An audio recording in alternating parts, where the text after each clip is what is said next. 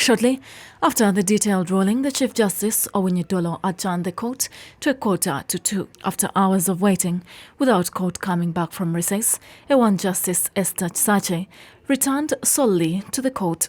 As this happened, the officers to respective justices removed files from the court. In no minute, the sound engineers were ordered to put off machines, although the Honourable Judge was present to proceed with the ruling. Speaking to the media as tension arose, the Justice said her file had been confiscated by the Chief Justice and that there are internal matters as to why the 8 justices had not appeared to give her ruling. I instructed my staff to put my ruling here for delivery. The Chief Justice and the other members of the quorum have opted not to be part of this afternoon's proceedings, and I respect their decisions. However, what is of surprise to me is that my file has apparently been confiscated on the orders of the Chief Justice. I am going to proceed in the court building to recover my file, and I'll come back and read my ruling today as scheduled. At this point, the lawyers to the respondents who had earlier been called to the chambers of the Chief Justice returned to court only to walk out of the sitting justice. Nevertheless, she proceeded to pick her file from the chambers. On return, she expressed her disappointment in the conduct of the Chief Justice, noting that she is to give her ruling from a draft. Is that I had not circulated my ruling for them to review. So I'm very surprised that the Chief Justice of Uganda has chosen to use barbaric means and to use his powers in the manner that he has chosen to do so. She adds that the Chief Justice adjourning the matter to another date was unconstitutional, causing her defiance to the order. While it is good practice for a member of the court to circulate their draft ruling to colleagues, there is no law in Uganda that I'm aware of that requires me to do so. I would have loved to circulate my draft to my colleagues before, but as you heard from the rulings, the 45 days that the Constitution requires us to finalize this matter constrained my ability to do so. Nevertheless, the whole court was aware of my decisions in each of the 3 applications that were called today. To the lawyers of the petitioner, this is clarity of the politics that has played out in the Kyagulanyi Museveni petition. Well, it is unprecedented. It is unprecedented what has happened, but for me, I serve the rules that govern us as lawyers. I think we've been absolved, and especially this decision is the true reflection of the law. It's the true reflection of the democratic principles that we believe in. It is the true reflection of freedom and fairness. And when they went in, the head of the court realized that part of the business that was supposed to be presented after was not ready. So he just notified everyone, all the parties, that the court will reconvene on another date when the court is ready. To be specific, there is a dissenting ruling from one or more than one of the justices. The case scenario in court is one of a kind that has never been evident in the courts of law before. Shamim Nawakoza, for Speak Uganda, Record TV. True that Article 104 of the Constitution and Section 59 of the Presidential Election Petition do not expressly provide for amendment of the petition, none of the said provisions expressly bar this court from allowing amendments.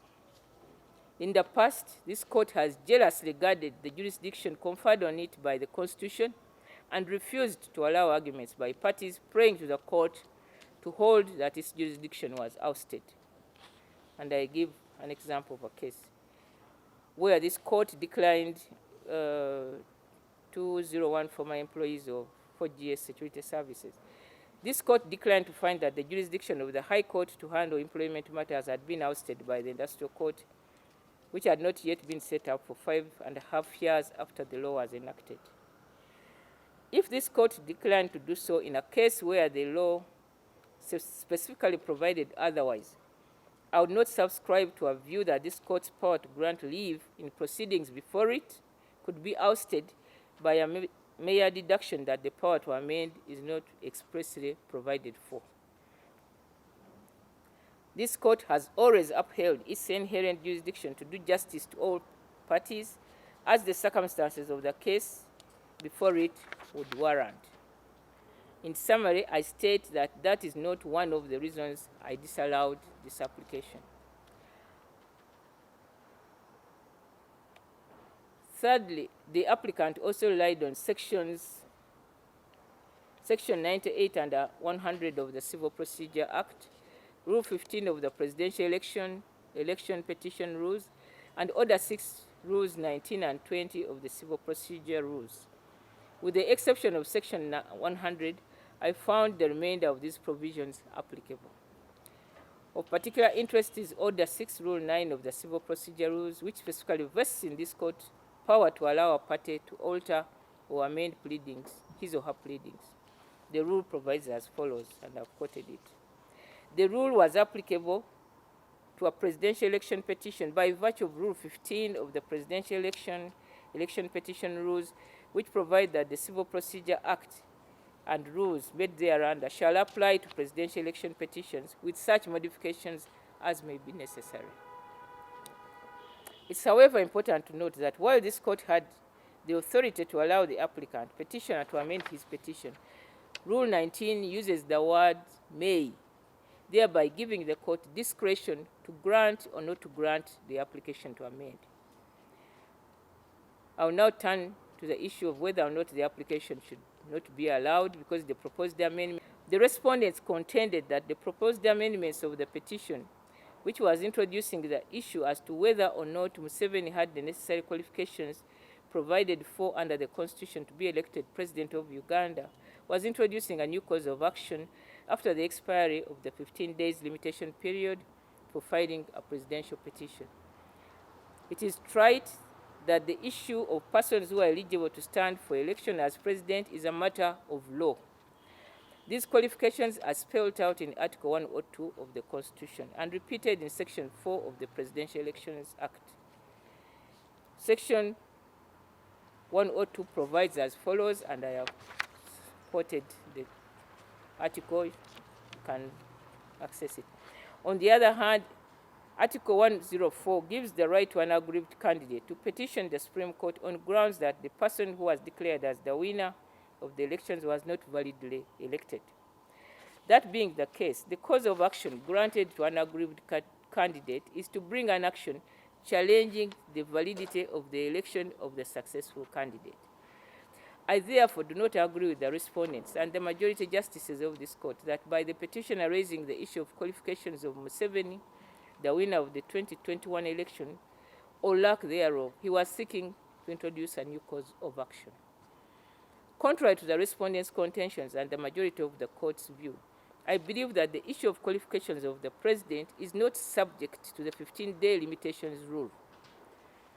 A petitioner or even any other person could have raised this issue before the presidential election was held or even after the elections are completed.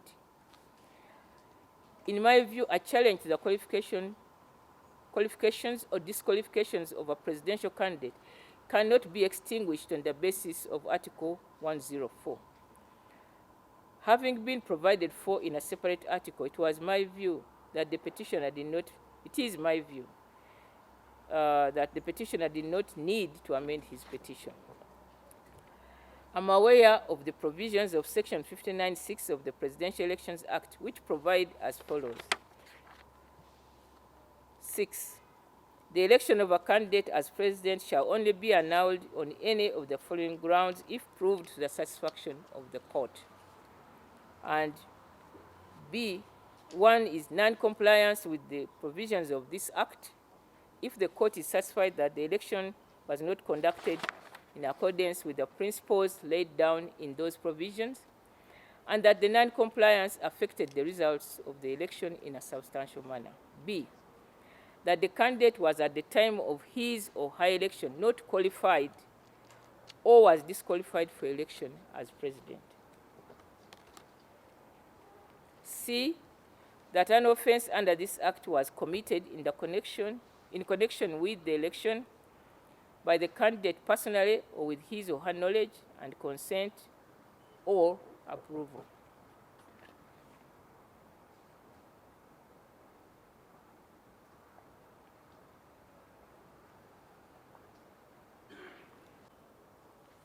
I note that Parliament was granted power under Article 104 of the Constitution to, quote, make such laws as may be necessary for the purpose of this article, including laws for grounds of annulment. Pursuant to this section, Parliament enacted Section 59(6)(b), quoted above. Although Parliament was acting within the powers granted to it under Article 104(9) of the Constitution, the inclusion of the ground of annulment in Section 59(6)(b), without referencing Article 102 of the Constitution from where it is derived, led to the unfounded view held by the respondents that a successful presidential candidate's qualifications can only be challenged under Article 104 of the Constitution and Section 59(6) of the Presidential Elections Act. I hold the view that a constitutional challenge based on the lack of qualifications of an elected president, as provided for under Article 102, can be made, 1, before the election is held, 2, during the presidential election petition filed under Article 104(1), or at any time after the 15 days have lapsed, 15 days under Article 104 have lapsed without a petition being lodged in the Supreme Court, or 4, after the conclusion of a presidential election petition.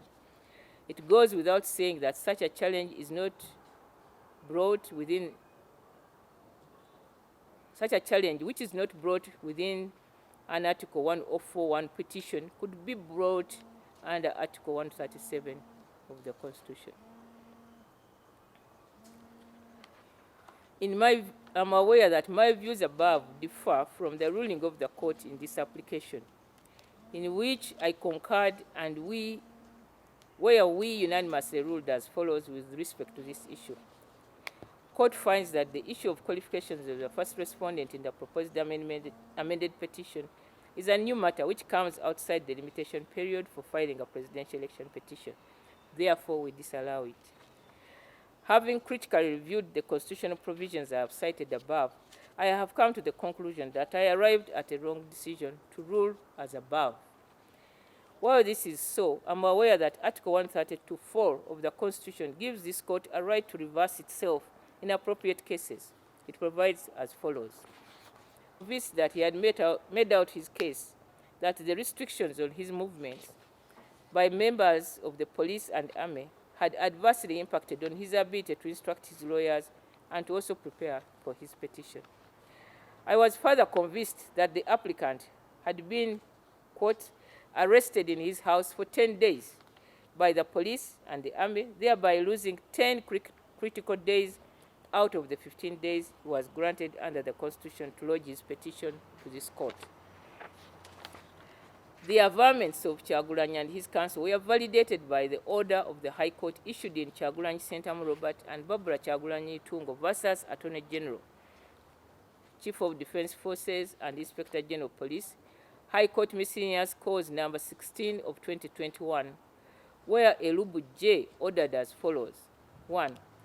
The restriction imposed on the applicants are unlawful and their personal liberty be hereby restored. 2. The applicants comply with the COVID-19 SOPs. And 3. The respondents pay the cost of this application.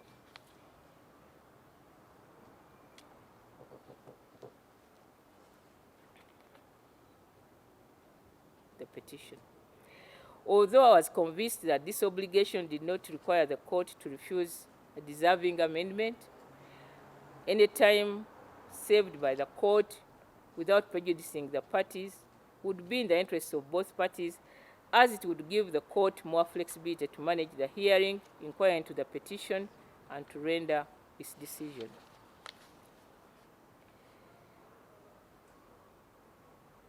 I will now proceed to read my reasons for allowing Kyagulanyi's application for extension of time to file his evidence in support of his petition. February 2021, Robert Kyagulanyi made a formal application for extension of time to file the remainder of his evidence. He filed miscellaneous application number 4, seeking for the following orders. 1. The time granted to the applicant for filing additional evidence in support of the petition be enlarged by 1 extra day to enable him file and serve all his compiled affidavits. 2. The respondents be given some extra days to file responses. 3. Costs of this application be provided for. On 19th February 2021, this court, by a majority of 8, dismissed the application, while allowed it for the following reasons. The application was supported by the affidavit of sworn by Kyagulanyi, and was based on the following grounds laid out in the notice of motion.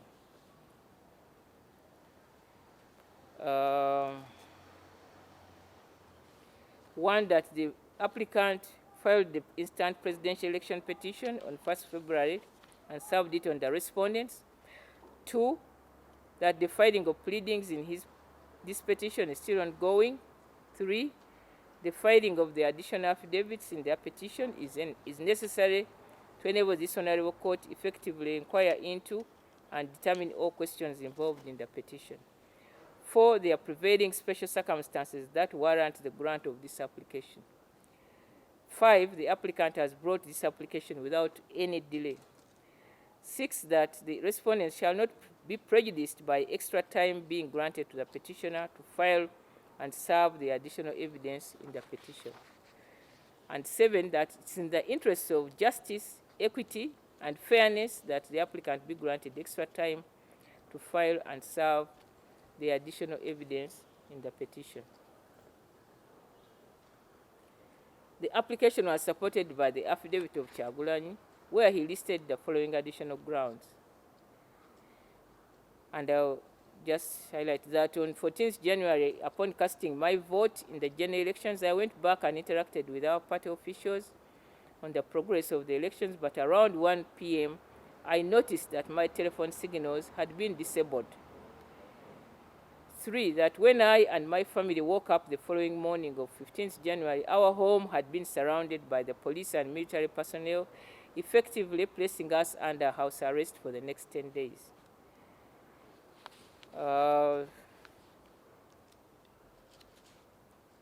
6, that I'm reading, that when I attempted to move out of my home to seek for legal advice from my lawyers and the decision of my party leadership organs on the next course of action, the police and military officers that had surrounded my house refused me from doing so. And there are many reasons which are reproduced here in his affidavit. I will not read all of it.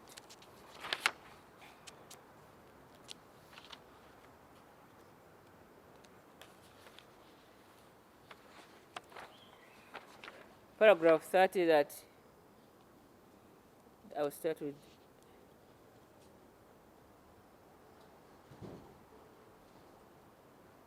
To the Attorney General to follow up these recommendations with the Executive and Legislature.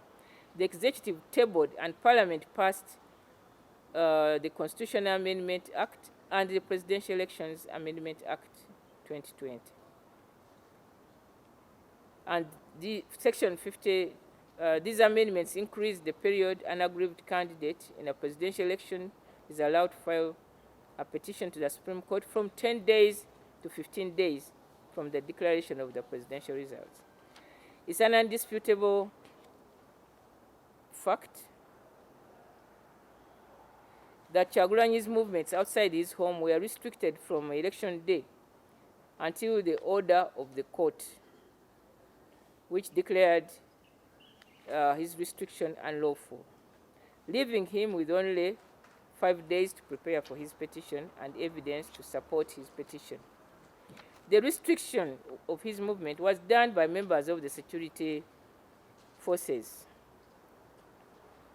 and could not have been done without the direct consent and or knowledge of the first respondent, who is not only the president-elect, but also the commander-in-chief of the armed forces, and who appointed the current chief of defense forces and the inspector general of police.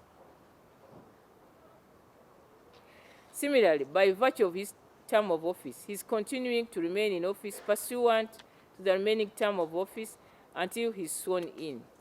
The president-elect, as head of the executive arm of government, must have been the one who moved the amendments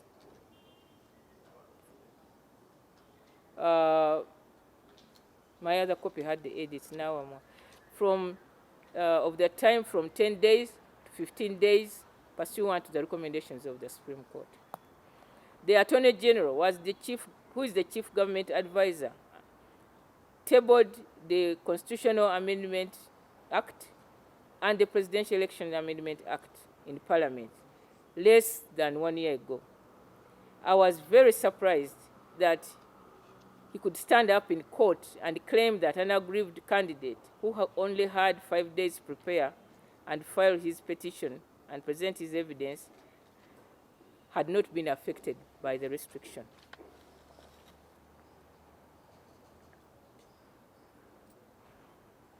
Secondly, the argument by the respondents that the period of restriction the court had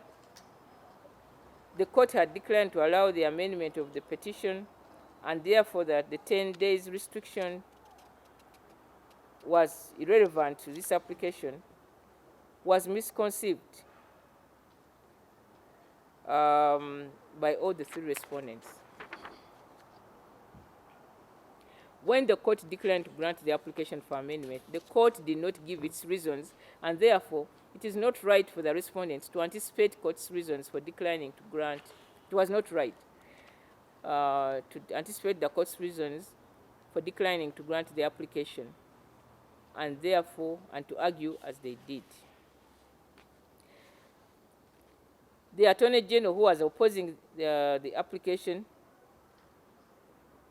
sorry, I will skip this.